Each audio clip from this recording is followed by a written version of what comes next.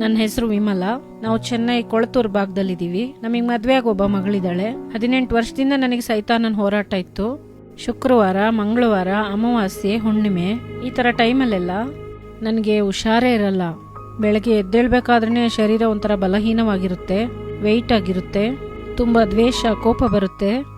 ನಾನು ಅದನ್ನೆಲ್ಲ ಕಂಟ್ರೋಲ್ ಮಾಡಬೇಕು ಅನ್ಕೋತೀನಿ, ಕಂಟ್ರೋಲ್ ಮಾಡೋಕ್ಕೆ ಆಗೋದಿಲ್ಲ. ಅವಾಗ ಎಲ್ಲಾರನ್ನೂ ನೋಡ್ಬಿಟ್ಟು ಏನ್ ಸಾಧಾರಣವಾಗಿ ಮಾತಾಡ್ತಿದ್ದೆ, ಆದ್ರೆ ಅವ್ರು ನನಗೆ ವಿರೋಧವಾಗಿ ಬೈಯೋ ತರ ಏನೋ ಮಾಡೋ ತರ ಅನ್ಸೋದು. ಅವ್ರ ಮೇಲೆ ಅವಾಗ ಕೋಪಗೊಳ್ತಿದ್ದೆ. ನನ್ನ ನೋಡಿದ್ರೆ ಒಂಥರ ಮಾಡೋಳು. ಹಂಗೆ ಕುತ್ತಿಗೆ ಹಿಡ್ಕೊಂಡು ಹಿಸ್ಕೋದಿಕ್ ಬರ್ತಾ ಇದ್ಲು. ಕುತ್ತಿಗೆ ಹಿಸ್ಕ್ಬಿಡ್ತೀನಿ, ನಿನ್ನ ಸಾಯಿಸ್ಬಿಡ್ತೀನಿ, ನಿನ್ನೆನೆ ಫಸ್ಟ್ ಸಾಯಿಸ್ತೀನಿ ಕಣೆ. ಅಮ್ಮನ ಮೇಲೆ ತುಂಬಾ ಕೋಪ ಬರುತ್ತೆ. ಕೋಪದಲ್ಲಿ ಏನಾದ್ರೂ ತಗೊಂಡು ಹೊಡೆದ್ ಬಿಡೋಣ ಅನ್ಸುತ್ತೆ. ನೈಟ್ ಎಲ್ಲ ನಿದ್ರೆ ಬರಲ್ಲ. ಎದ್ದು ಕೂತೆ ಇರುವೆ. ಕಣ್ಮುಚ್ಚಿ ಮಲ್ಕೊಂಡೆ ಅಂತಂದ್ರೆ ಕಣ್ಮುಂದೆ ಹಾವು ಬರೋದು. ಸುತ್ತ ಎಲ್ಲ ಹಾವಿರುತ್ತೆ. ಮೇಲ್ ಬಂದ್ ಹರಿಯೋ ತರ ಅನ್ಸುತ್ತೆ. ನಾಯಿ ಬರುತ್ತೆ, ಬಂದು ಮೈ ಮೇಲ್ ಬಿದ್ದಂಗ ಅನ್ಸುತ್ತೆ, ಕಡಿಯೋ ತರ ಅನ್ಸುತ್ತೆ. ನನ್ನ ಮಗಳು ಪಟ್ ಕಷ್ಟ ಸ್ವಲ್ಪ ಅಲ್ಲ. ಮನೆ ಫುಲ್ ಅವಳು ಉರ್ಲಾಡೋಳು, ಆಮೇಲೆ ಹಾವು ಹೋದಂಗೆ ಹೋಗೋಳು, ತುಂಬಾ ಕಷ್ಟಪಡೋಳು, ವಾಮಿಟ್ ಮಾಡೋಳು. ಹಾಗಾಗಿ ನಿದ್ದೆನೆ ಮಾಡಲ್ಲ, ಎದ್ದು ಕೂತ್ಕೋತಿದ್ದೆ. ಆಮೇಲೆ ಸರಿ ಕಣ್ಮುಚ್ಕೊಂಡು ಹಗ್ಲಾದ್ರೂ ಮಲ್ಕೊಳ್ಳೋಣ ಅಂತ ಕಣ್ಮುಚ್ಕೊಂಡು ಮಲ್ಕೊಂಡ್ರೆ ಅದೇ ಕನಸುಗಳೇ ಬರುತ್ತೆ. ಮಂಗಳವಾರ, ಶುಕ್ರವಾರ ಟೈಮ್ಗಳಲ್ಲಿ ಏನಾದ್ರೂ ಮಾತಾಡ್ತಾ ಇರುವೆ ಅಮ್ಮನ ಜೊತೆ. ಮಾತಾಡುವಾಗ ಅವ್ರೇನಾದ್ರೂ ಅಂದ್ಬಿಟ್ರು ಅಂದ್ರೆ ಕಿರ್ಚಿ ಮಾತಾಡಿ ನನಗೆ ತಿಳಿದೆಲೆ ಕೆಳಗಡೆ ಬಿದ್ಬಿಡುವೆ. ಜ್ಞಾನ ತಪ್ಪಿ ಕೆಳಗಡೆ ಬಿದ್ಬಿಡುವೆ. ಎಲ್ಲರ ಹತ್ರನೂ ಕೆಟ್ಟ ಹೆಸರು.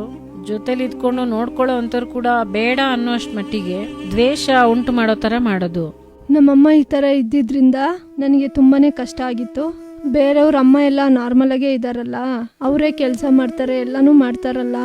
ಆದ್ರೆ ನಮ್ಮಮ್ಮ ಮಾತ್ರ ಯಾಕೆ ಇಷ್ಟೊಂದು ಕೋಪ ಮಾಡ್ಕೋತಾರೆ, ಎಲ್ಲದಕ್ಕೂ ಕೋಪ ಮಾಡ್ಕೋತಾರೆ ಅಂತ ನಾನು ತುಂಬಾ ಕಷ್ಟಪಟ್ಟೆ. ಕಾಲೇಜ್ಗೆ ಹೋದ್ರೂ ಬೆಳಗ್ಗೆ ಮನೇಲಾಗಿದ್ದ ಜಗಳನೇ ಯೋಚನೆ ಮಾಡುವೆ. ಒಂದಿನನೂ ಕೂಡ ಅವಳು ನಾರ್ಮಲ್ ಆಗಿ ಇದ್ದಿದ್ದೇ ಇಲ್ಲ. ಅವಳು ಯಾವುದೇ ಒಂದು ಕೆಲಸ ಮಾಡೋದಿಕ್ಕೂ ಅವಳಿಂದ ಆಗ್ತಿರ್ಲಿಲ್ಲ. ಕೆಲಸ ಮಾಡಕ್ ಹೋದ್ರೆ ಸೋತಂಗ್ ಆಗ್ಬಿಡವಳು. ಚಿಕ್ಕ ಮಕ್ಕಳಿಂದ ಹಿಡಿದು ದೊಡ್ಡವ್ರ ತನಕ ಮನೇಲಿ ಯಾರ ಜೊತೆನೂ ಕೂಡ ಅವಳಿಂದ ಸಮಾಧಾನವಾಗಿ ಇರೋದಿಕ್ಕೆ ಆಗಲ್ಲ. ಎಲ್ಲರ ಹತ್ರನೂ ಅವಳಿಗೆ ಕೋಪ ಬರುತ್ತೆ, ಜಗಳ ಆಡ್ಬೇಕು ಅನ್ಸುತ್ತೆ ಹೊರತು ಯಾರ ಹತ್ರನೂ ಸಂತೋಷವಾಗಿ ನಗ್ತಾ ಮಾತಾಡೋದಾಗ್ಲಿ, ನಾರ್ಮಲ್ ಆಗಿ ಇರೋದಿಕ್ಕಾಗ್ಲಿ ಅವಳಿಗೆ ಒಂದಿನನೂ ಕೂಡ ಆಗ್ತಿರ್ಲಿಲ್ಲ.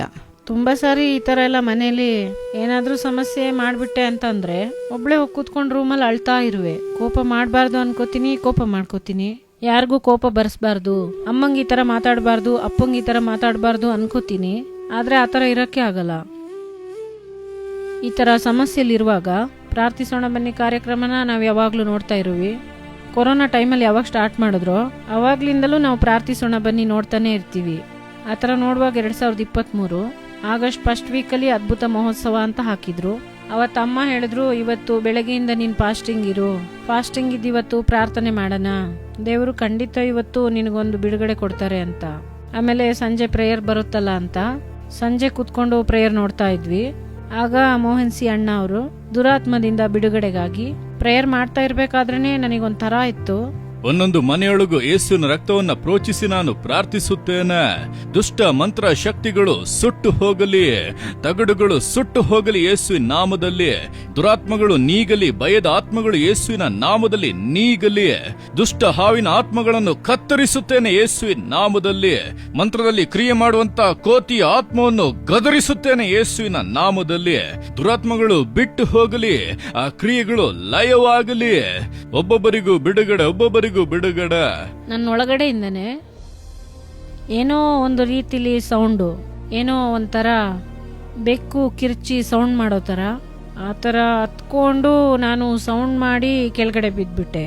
ಆ ಥರ ಕೆಳಗಡೆ ಬಿದ್ದೆದ್ಮೇಲೆ ನನ್ನೊಳಗೆ ಒಂಥರ ಆಶ್ಚರ್ಯವಾಗಿತ್ತು, ಮನಸ್ಸಿಗೆ ತುಂಬಾನೇ ಸಂತೋಷವಾಗಿತ್ತು, ಶರೀರ ಎಲ್ಲ ತುಂಬ ಹಗುರ ಆದಂಗೆ ಅನ್ನಿಸ್ತು. ಅದಾದ್ಮೇಲಿಂದ ನೋಡಿದ್ರೆ ಈ ಮಂಗಳವಾರ, ಶುಕ್ರವಾರ, ಈ ಅಮಾವಾಸ್ಯೆ, ಹುಣ್ಣಿಮೆ ಏನ್ ಬಂದ್ರು ಇವಾಗ ಭಯ ಪಡೋದೇ ಇಲ್ಲ. ಎಲ್ಲರ ತರ ನಾರ್ಮಲ್ ಆಗಿ ಇದೀನಿ. ಹಾಗೇನೆ ಜಗಳ ಮಾಡ್ಕೊಂಡು ಕೆಳಗಡೆ ಬಿದ್ರೆ ನಾನು ಹಾವ್ ತರ ಎಲ್ಲ ಆಡುವೆ. ಆದ್ರೆ ಆತರ ಯಾವುದೇ ಕಾರ್ಯಗಳು ಇವಾಗಿಲ್ಲ. ಇವಾಗ ಚೆನ್ನಾಗಿದ್ದಾಳಯ್ಯ. ಈಗ ಅವಳು ಚೆನ್ನಾಗಿದ್ದಾಳೆ. ಈಗ ಅವಳಿಗೆ ಕೋಪ ಇಲ್ಲ, ದ್ವೇಷ ಇಲ್ಲ. ಈಗ ಅವಳಿಗೆ ಯಾವುದೇ ತರ ಸಮಸ್ಯೆನೂ ಇಲ್ಲ.